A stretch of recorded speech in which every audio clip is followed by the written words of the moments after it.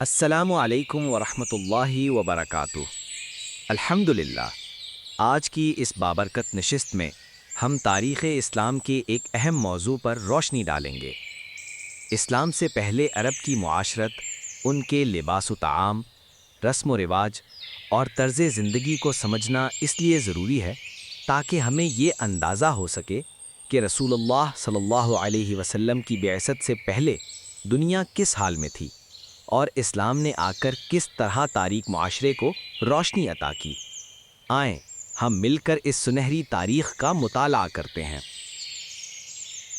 لباس و طعام۔ ملک عرب میں نہ ریشم پیدا ہوتا ہے نہ کپاس۔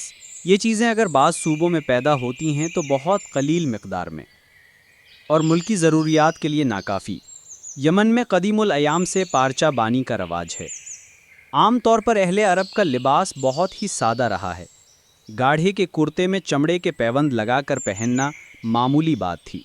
بعض اشخاص چمڑے کے چھوٹے چھوٹے ٹکڑوں کو سوئی کے ٹانکوں سے جوڑ کر چادر بنا لیتے تھے اور یہ چادر بلا تکلف اوڑھنے بچھانے کے لیے کام آتی تھی۔ اونٹ اور بھیڑ کے بالوں سے بھی کپڑے بنے اور تیار کیے جاتے تھے اور زیادہ تر ان سے کمبلوں کے خیمے اور فرش بنائے جاتے تھے۔ ڈھیلے ڈھیلے اور نیچے کرتے، تہبند اور سر پر رومال یا امامہ کا رواج تھا۔ عود، عنبر، لوبان، کافور وغیرہ خوشبویات سے بھی وہ واقف تھے۔ اہل عرب کی خوراک بھی بہت سادہ اور بے تکلفانہ ہوتی تھی۔ خراب اور بدمزہ کھانوں پر بھی وہ قناعت کر لیتے تھے۔ گوشت کو سب سے زیادہ قیمتی اور لذیذ غذا سمجھتے تھے۔ دودھ، گوشت اور چنیاں وغیرہ غلہ عام طور پر تمام ملک کی غذا تھی۔ پنیر، ستو، کھجور، روغن زیتون، ہریرا وغیرہ کا بھی استعمال کرتے تھے۔ ٹڈیاں بھی جو اس ملک میں بکثرت ہوتی تھیں کھاتے تھے۔ آٹے کو چھلنی میں چھاننے کا عام رواج نہ تھا۔ بلا چھنے ہوئے آٹے کی روٹی پکا کر کھاتے تھے۔ سوسمار بھی پکا کر خوب مزے سے کھاتے تھے۔ کھانا کھانے کے آداب بھی بہت ادنا درجے کے تھے، جن کا اندازہ ان احکام نبوی سے بخوبی ہو سکتا ہے جو کھانے پینے کے متعلق احادیث نبوی میں موجود ہیں اور جن میں بہت سی بدتمیزیوں سے منع کیا گیا ہے اور انسان کو دسترخوان پر بسیار خوری، بے شرمی، کثیف المزاجی اور اناپ شناپ باتوں سے باز رہنے کی تاکید کی گئی ہے۔ غارت گری۔ جیسا کہ اوپر بیان ہو چکا ہے، عرب میں دو قسم کے لوگ تھے۔ ایک وہ جو شہروں اور بستیوں میں آباد تھے، دوسرے وہ جو خانہ بدوشی کی حالت میں پھرتے تھے اور تعداد میں زیادہ تھے۔ شہری لوگوں میں اگرچہ حقوق ہمسایہ کے رعایت، امانت و دیانت داری وغیرہ صفات تھے، مگر تجارت میں مکر و دغا، دھوکہ بازی وغیرہ عیوب ان میں بھی موجود تھے۔ خانہ بدوش یا بدوی رہزنی اور ڈاکہ ڈالنے میں بے حد مشاق تھے۔ مسافروں کو لوٹ لینے اور زبردستی کسی کا مال چھین لینے کی سب کو عادت تھی۔ اگر کسی شخص کو تنہا سفر میں پاتے تو اس کا مال چھین لیتے اور اس کو غلام بنا کر بیچ ڈالتے۔ راستوں میں جو کنویں بنے ہوئے ہوتے ان کو گھاس وغیرہ سے چھپا دیتے کہ مسافر کو پانی نہ مل سکے اور پیاس سے مر جائے تو بلا زحمت اس کا مال ہاتھ آئے۔ چوری میں بھی خوب مشاق تھے۔ بعض تو چوری میں اس قدر مشہور تھے کہ ان کے نام بطور ضرب المثل مشہور ہوئے۔ ان چوروں کو ذیبان العرب یعنی عرب کے بھیڑیے بھی کہا جاتا تھا۔ تکبر کی رذیل صفت بھی عرب جاہلیت میں حد کو پہنچی ہوئی تھی۔ جزیمہ ابرش کے تکبر کی یہ حالت تھی کہ کسی کو اپنا مشیر و وزیر اور ہم نشین نہیں بنایا۔ وہ کہتا تھا کہ فرقدین ستارے میرے ہم نشین ہیں۔ بنی مخزوم بھی تکبر کے لیے کافی شہرت رکھتے تھے۔ اسی طرح بہت سے قبائل اس رذیل صفت میں ممتاز و مشہور عوام تھے، لیکن اس عیب سے خالی کوئی بھی قبیلہ نہ تھا۔ اسی تکبر کا نتیجہ تھا کہ انبیاء و رسل اور ہادیان برحق کے مواعظ و حسنہ سننے اور احکام الہی کی فرما برداری کرتے تو عیب جانتے تھے۔ شتر و کینہ۔ اگر کسی قاتل یا دشمن پر اس کی زندگی میں دسترس حاصل نہ ہو سکتی تو اس کے بیٹے پوتوں اور رشتہ داروں سے بدلہ لیتے تھے اور جب تک انتقام نہ لے لیں چین سے نہیں بیٹھتے تھے۔ اگر سبب عداوت یاد نہ رہے، عداوت پھر بھی یاد رہتی تھی۔ بہت سے شخصوں کو صرف اس لیے قتل کرتے تھے کہ ہم کو ان سے دشمنی ہے اور ان کا قتل کرنا ضروری ہے، لیکن یہ نہ بتا سکتے تھے کہ ان سے کیوں دشمنی ہے۔ مراسم ماتم۔ جب کوئی شخص مر جاتا تو اس کے عزیز و اقارب اپنا منہ کھسوٹتے اور بال نوچتے اور ہائے وائے کرتے تھے۔ عورتیں بال کھولے، سر پر خاک ڈالے جنازے کے پیچھے پیچھے چلتی تھیں۔ جس طرح ہندوستان میں ہندو لوگ مردہ کے غم میں سر کے بال اور داڑھی مونچھ منڈوا دیتے ہیں، عرب جاہلیت میں بھی عورتیں اپنا سر منڈوا دیتی تھیں۔ رونے پیٹنے اور ماتم کرنے کے لیے اجرت پر عورتیں بلوائی جاتی تھیں۔ وہ خوب زور شور سے نوحہ کرتی تھیں۔ دفن سے فارغ ہو کر دسترخوان بچھایا جاتا اور ان نوحہ کرنے والیوں کو کھانا کھلایا جاتا۔ اسلام نے تمام مراسم جاہلیت کو مٹایا، لیکن تعجب ہے کہ ہندوستان کے مسلمانوں میں تیجا، 10واں، 40واں، 6 ماہی اور برسی اب بھی موجود ہے، اور عرب جاہلیت کی تقلید میں شہدائے اسلام کا ماتم ہم اپنی آنکھوں سے دیکھ رہے ہیں۔ انا للہ و انا الیہ راجعون۔ توہم پرستی اور ضعیف الاعتقادی۔ جنوں، دیووں اور پریوں کے بھی بہت قائل تھے۔ ان کا اعتقاد تھا کہ پریاں انسانی مردوں پر عاشق ہو جاتی ہیں اور جن انسانی عورتوں سے تعلق پیدا کر لیتے ہیں۔ جنوں کو وہ غیر مرئی مخلوق سمجھتے، مگر ساتھ ہی یقین رکھتے تھے کہ مجردات و مادیات سے مل کر اولاد پیدا ہو سکتی ہے۔ چنانچہ اہل عرب کا عقیدہ تھا کہ جرہم انسان اور فرشتے کے تناسل سے پیدا ہوا تھا۔ یہی عقیدہ ان کا شہر سبا کی ملکہ بلقیس کی نسبت تھا۔ عمر بن یربو کی نسبت اس کا خیال تھا کہ آدمی اور غول بیابانی کے تناسل سے پیدا ہوا تھا۔ جس اونٹنی کے 5 بچے ہو چکے ہوں اور 5واں نر ہو، اس کو بحیرہ کہتے اور اس کا کان چھید کر چھوڑ دیتے۔ وہ جہاں چاہے کھاتی چرتی پھرے، کوئی اس سے تعارض نہ کرتا۔ اگر بھیڑ کے نر بچہ پیدا ہوتا تو اس کو بتوں پر چڑھا دیتے، مادہ ہوتا تو اپنے لیے رکھتے۔ اگر 2 بچے نر و مادہ پیدا ہوتے تو اس کی قربانی نہیں کرتے، اس کا نام وسیلہ ہوتا تھا۔ جس نر اونٹ کی جفتی سے 10 بچے پیدا ہو چکے ہوتے، اس کی بڑی عزت کرتے، نہ اس پر بوجھ لادتے، نہ خود سوار ہوتے، اور سانڈ کی طرح آزاد چھوڑ دیتے تھے، اور اس کا نام حام ہوتا تھا۔ بتوں کے سامنے یا بت خانے کی دہلیز پر 3 تیر رکھے رہتے تھے، ایک پر لا، دوسرے پر نعم اور تیسرا خالی ہوتا۔ یہ تیر ایک ترکش میں ہوتے، جب کوئی خاص اور اہم کام درپیش ہوتا تو جاتے اور ترکش میں سے ایک تیر نکالتے۔ اگر لا والا تیر نکل آتا تو اس کام سے باز رہتے، نام والا نکلتا تو اجازت سمجھتے، خالی تیر نکلتا تو پھر وہ دوبارہ تیر نکالتے، یہاں تک کہ لا و نام میں سے کوئی ایک نکل آتا۔ رتم ایک قسم کا درخت ہے، جب کہیں سفر میں جاتے تو جاتے وقت رتم کی کسی باریک شاخ میں گرہ لگا جاتے، سفر سے واپس آ کر دیکھتے کہ اس شاخ میں گرہ لگی ہوئی ہے یا کھل گئی۔ اگر گرہ لگی ہوئی دیکھتے تو سمجھتے کہ ہماری بیوی پاک دامن رہی ہے، اگر گرہ کھلی ہوئی پاتے تو یقین کر لیتے کہ عورت نے ہماری غیر موجودگی میں ضرور بدکاری کی ہے۔ جب کوئی شخص مر جاتا تو اس کی اونٹنی کو اس کی قبر کے پاس باندھ کر اس کی آنکھیں بند کر دیتے، یہاں تک کہ وہ مر جاتی، یا اس کی اونٹنی کے سر کو اس کی پشت کی جانب کھینچ کر سینے کے قریب لا کر باندھ دیتے اور اسی حالت میں چھوڑ دیتے یہاں تک کہ وہ مر جاتی۔ یہ کام ان کے عقیدے کے مطابق اس لیے کیا جاتا تھا کہ مرنے کے بعد جب یہ شخص قبر سے اٹھے گا تو اس اونٹنی پر سوار ہو کر اٹھے گا۔ ان کا عقیدہ تھا کہ جب کوئی شخص کسی بستی میں جائے اور وہاں کی وبا کا اس کو خوف ہو تو چاہیے کہ اس بستی کے دروازے پر کھڑا ہو کر خوب زور سے گدھے کی سی آوازیں نکالے تاکہ وبا سے محفوظ رہے۔ جب کسی کے پاس 1000 سے زیادہ اونٹ ہو جاتے تو ان میں جو سانڈ ہوتا اس کی دونوں آنکھیں نکال لیتے تاکہ تمام اونٹ نظر بد سے محفوظ رہیں۔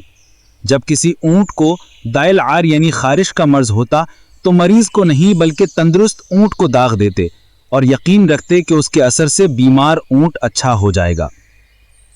نابغہ کا شعر ہے، حملت علی ذنبہ وترکتہ کذی العر یکوی غیرہ وہو راتع۔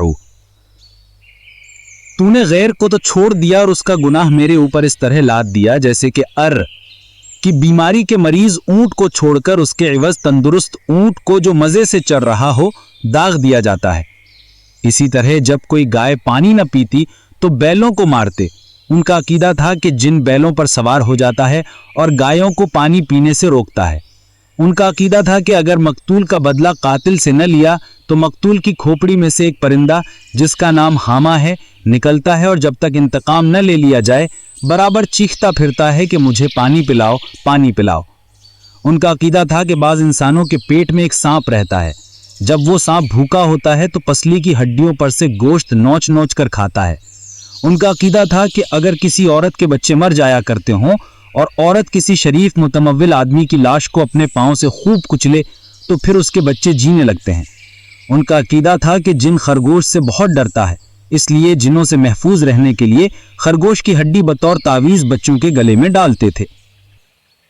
دختر کشی۔ بنی تمیم اور قریش میں دختر کشی کی رسم سب سے زیادہ جاری تھی۔ اس رسم میں دختر کشی پر وہ فخر کرتے اور اپنے لیے نشان عزت سمجھتے تھے۔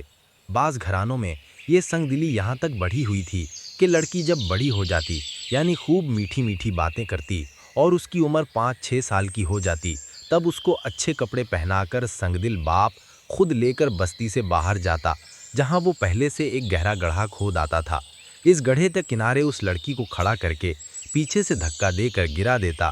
وہ لڑکی چیختی چلاتی اور باپ سے امداد طلب کرتی، لیکن وہ ظالم باپ اوپر سے ڈھیلے مار کر اور مٹی ڈال کر اس کو دبا دیتا اور زمین ہموار کر کے واپس چلا آتا، اور اس طرح اپنے لخت جگر کو زندہ درگور کرنے پر فخر کرتا۔ بنی تمیم کے ایک شخص قیس بن عاصم نے اسی طرح اپنی 10 لڑکیاں زندہ دفن کی تھیں۔ دختر کشی کی اس ظالمانہ رسم سے عرب کا کوئی بھی قبیلہ پاک نہ تھا، مگر بعض قبیلوں میں یہ حرکت کثرت سے ہوتی تھی اور بعض میں کسی قدر کم۔ قمار بازی۔ عرب جاہلیت میں قمار بازی کے بھی بہت شائق تھے۔ زیادہ تر ازلام کے ذریعے جوا کھیلا جاتا تھا۔ ازلام جوا کھیلنے کے خاص تیر ہوتے تھے جن پر نہیں لگے ہوتے تھے۔ ان کی تعداد 10 ہوتی تھی۔ ہر ایک تیر کا جدا جدا نام ہوتا تھا۔ بالترتیب ان کے نام یہ تھے: 1 غز، 2 توام، 3 رقیب، 4 نافس، 5 حللس، 6 مبل، 7 مولا، 8 فصیح، 9 منیح اور 10 وغد۔ ان میں سے ہر ایک تیر کا خاص حصہ ہوتا تھا۔ مثلاً غز کا ایک حصہ، توام کے 2، رقیب کے 3، اسی طرح ایک بڑھتا گیا یہاں تک کہ مولا کے 7 حصے قرار پائے۔ باقی آخر کے 3 تیروں کا کوئی حصہ نہیں تھا۔ 10 مالدار لوگ موٹی موٹی بکریوں کو مول لیتے اور ان کو ذبح کر کے 28 حصوں پر تقسیم کرتے۔ تمام تیروں کو ایک ترکش میں کسی ایک شخص کے ہاتھ میں دے دیتے۔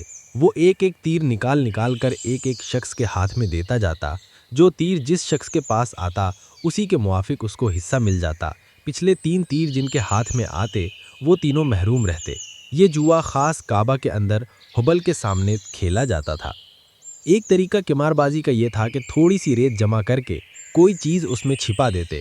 اس کے بعد اس ریت کو 2 ڈھیریاں کر دیتے اور دریافت کرتے کہ بتاؤ وہ چیز کون سی ڈھیری میں ہے۔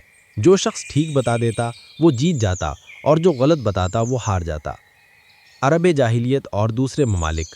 اوپر کی فصل میں عرب اور اس کے باشندوں کی نسبت جو کچھ بیان ہوا ہے، یہ ظہور اسلام اور بعثت نبوی صلی اللہ علیہ وسلم سے پہلے کی حالت ہے۔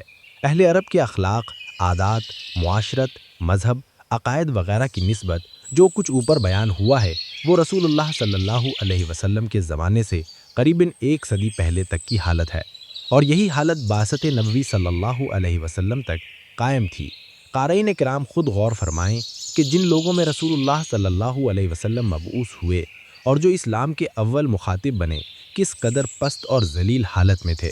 پھر آئندہ صفحات میں رسول عربی صلی اللہ علیہ وسلم کی تعلیمات اور اسلام کے اثر سے عرب کے انقلاب کا حال پڑھ کر زیادہ صحیح اندازہ ہو سکے گا کہ رسول اللہ صلی اللہ علیہ وسلم کی روحانیت اور اسلام کا اثر کس عظیم الشان طاقت کا نام ہے، اور یہ اندازہ اور بھی زیادہ صحیح اس وقت تک ہو سکے گا جبکہ بعثت نبوی صلی اللہ علیہ وسلم کے وقت کی ساری دنیا پر ایک مجموعی نظر ڈالیں اور پھر بعد میں دیکھیں کہ اسلام نے ساری دنیا میں شائع ہو کر دنیا کی ہر حالت میں کیا تغیر پیدا کیا۔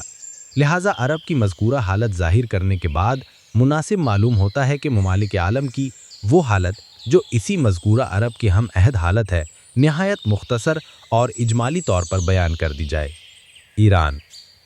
ایران دنیا کے نہایت مشہور، قدیم اور باعزت ملکوں میں شمار ہوتا ہے۔ عہد قدیم میں منہ آبادی مذہب اس ملک میں رائج تھا۔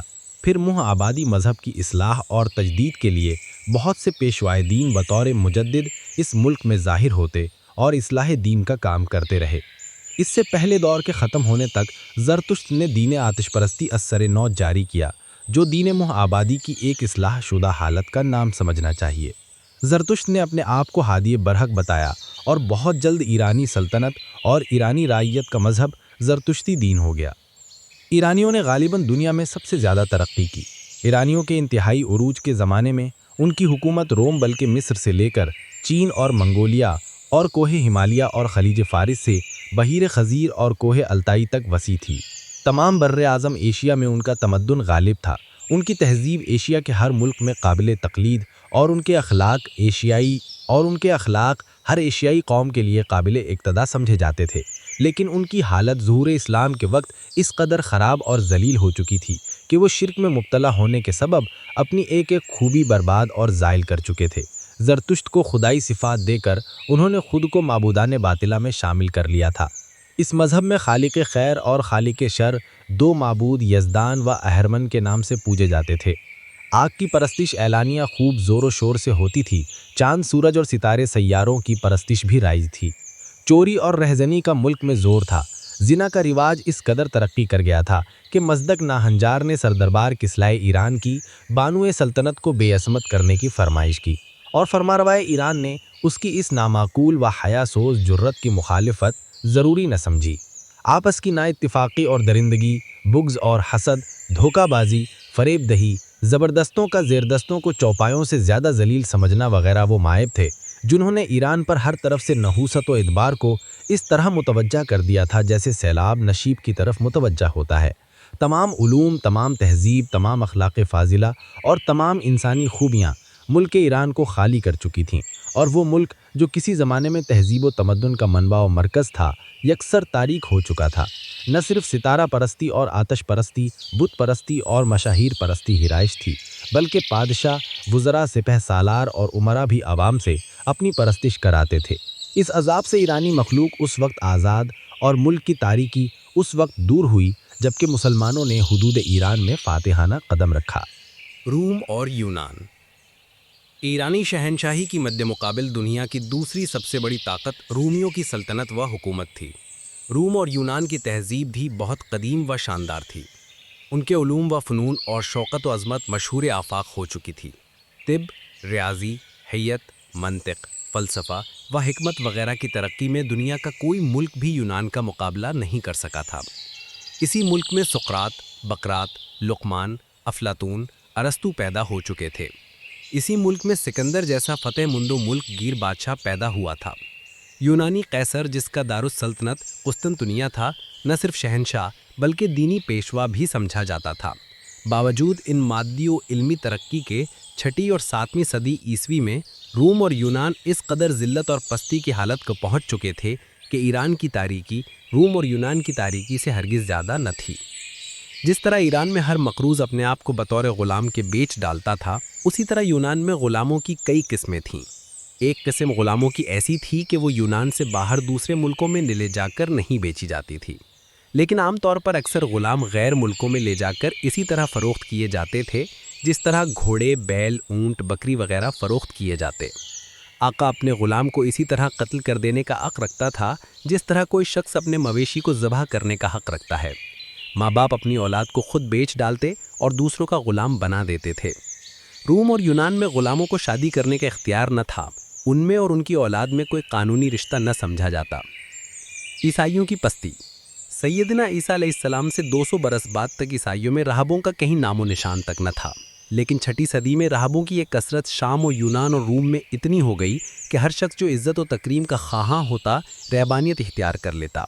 پھر رفتہ رفتہ یہ رسم عورتوں میں بھی رائج ہو گئی، جس کا نتیجہ یہ تھا کہ خانقاہ جو راہب مردوں اور راہبہ عورتوں کی قیام گاہ تھی، قابل شرم حرکات کا مقام بنی۔ بعض راہب صحرا نشین بھی تھے۔ عورتوں کی جائز عزت اور والدین کی تعظیم قطعاً مفقود ہو چکی تھی۔ چوری، زنا، دھوکہ بازی عام طور پر رائج تھی۔ گداگری معیوب نہیں سمجھی جاتی تھی، جو طوفان رہبانیت کا لازمی نتیجہ تھا۔ توحید اور خدا پرستی کا نام و نشان باقی نہ رہا تھا۔ زاہدوں اور راہبوں اور مذہبی پیشواؤں کی خدمت گزاری سے رضامند کر لینے کے ذریعے نجات کے سرٹیفکیٹ حاصل کیے جاتے تھے۔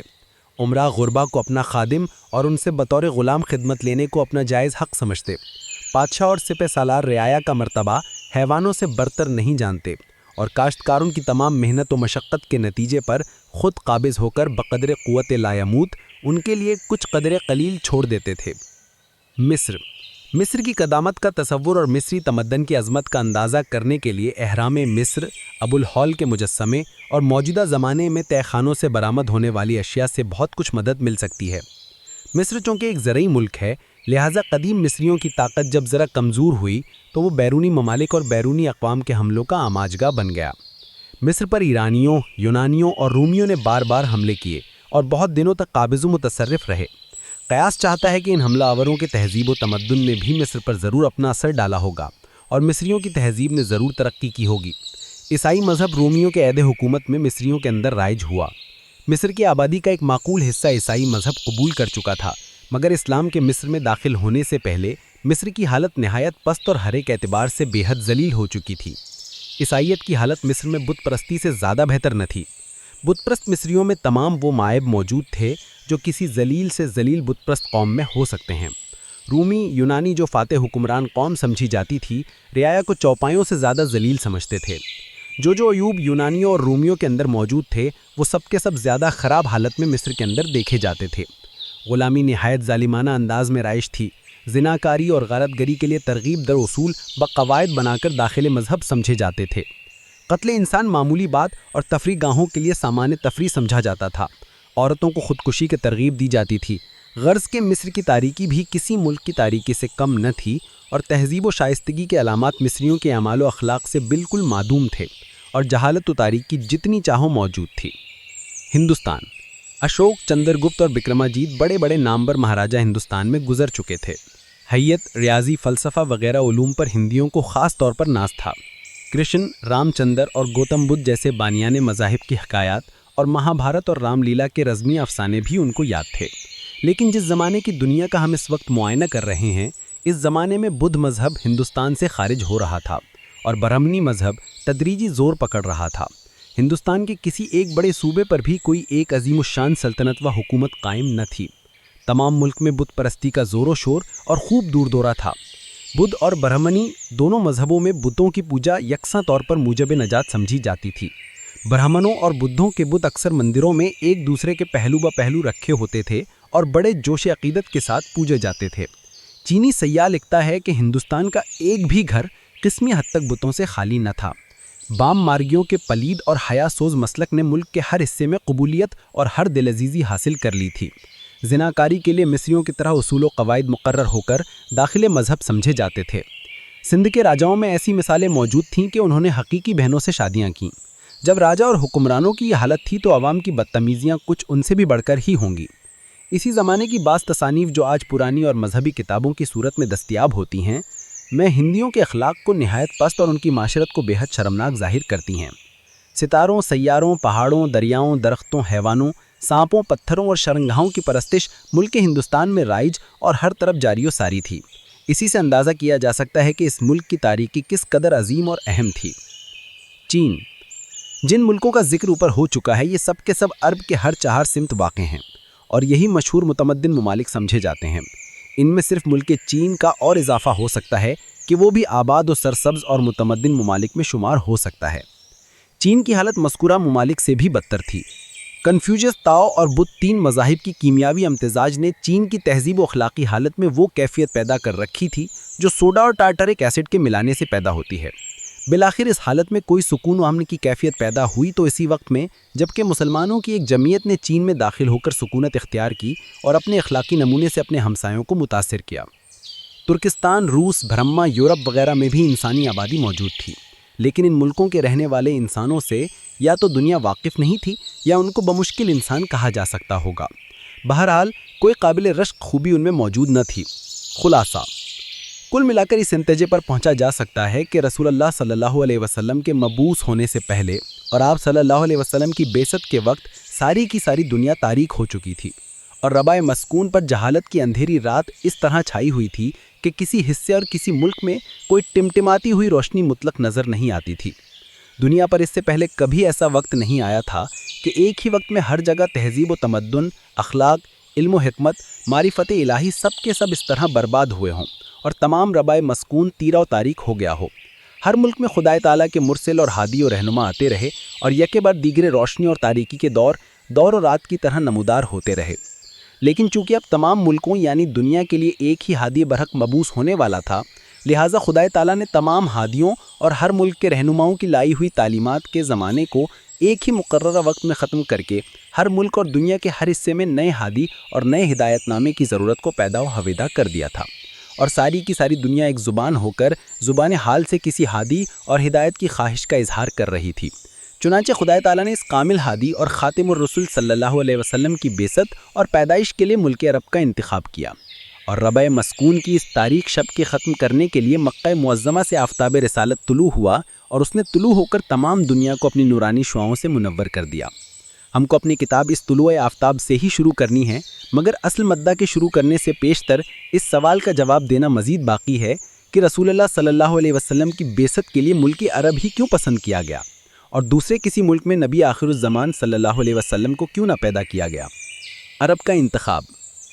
اس سوال کا سب سے زبردست، نہایت معقول اور مسکت جواب یہ ہے کہ نبی آخر الزمان خواہ کسی بھی ملک میں پیدا ہوں، ہر حالت میں یہی اعتراض ہو سکتا ہے، چونکہ وہ بہرحال کسی ایک ملک میں ہی ہوگا اور دوسرے ملک ان کی پیدائش و وجود سے محروم رہیں گے۔ بس جبکہ یہ صورت بہرحال شدنی ہے تو معترض کے لیے اعتراض کا کوئی حق باقی نہیں۔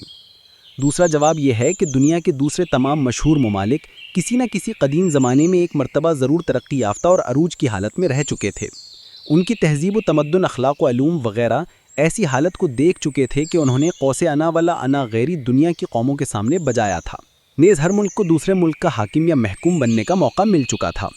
پھر یہ کہ دنیا کے کسی دوسرے ملک کی زبان اس زمانے میں ایسی مکمل و ادائے بیان پر قادر نہ تھی جیسی کہ عرب کی زبان عرب کے جغرافیائی حالات اور باشندوں کی بے شغلی کے سبب مکمل ہو چکی تھی۔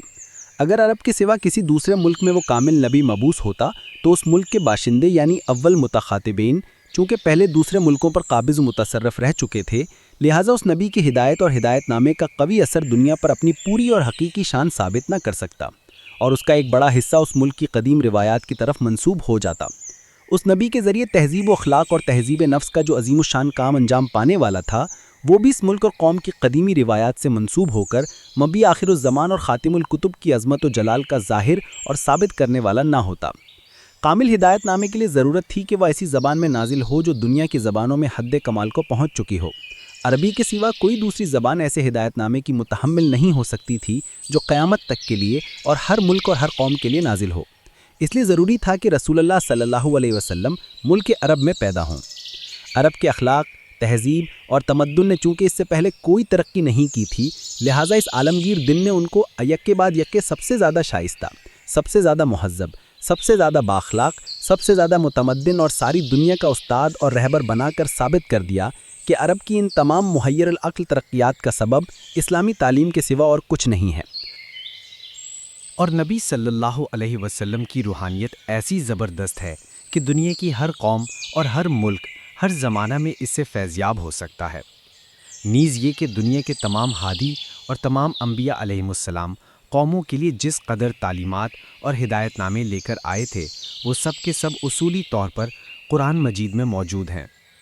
فیہا قطب قیمہ، اور رسول عربی امی لقب صلی اللہ علیہ وسلم کی ذات جامع جمی کمالات نبویہ و انسانیہ ہے۔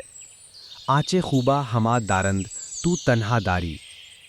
مذکورہ بالا آخری چند فقرات غالباً تاریخ نویسی اور مورخ کی شان سے کسی قدر الگ سمجھے جائیں گے، لیکن چونکہ میں یہ تاریخ مسلمانوں کے مطالعے کے لیے لکھ رہا ہوں اور مجھے امید ہے کہ مسلمان ہی اس کو سب سے زیادہ مطالعہ کریں گے، میں خود بھی بحمد اللہ تعالی مسلمان ہوں، پس اسلام اور نبی صلی اللہ علیہ وسلم کے حالات شروع کرتے ہوئے ان بے ساختہ زبان قلم تک آ جانے والے فقرات کو واپس نہیں کر سکتا تھا۔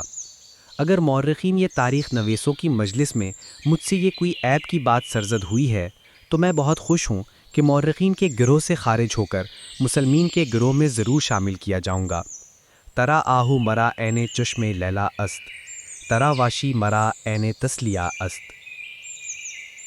الحمدللہ، آج کی گفتگو سے یہ حقیقت ہمارے سامنے آئی کہ عرب اور دنیا کے دیگر ممالک جہالت، ظلم اور اندھیروں میں ڈوبے ہوئے تھے۔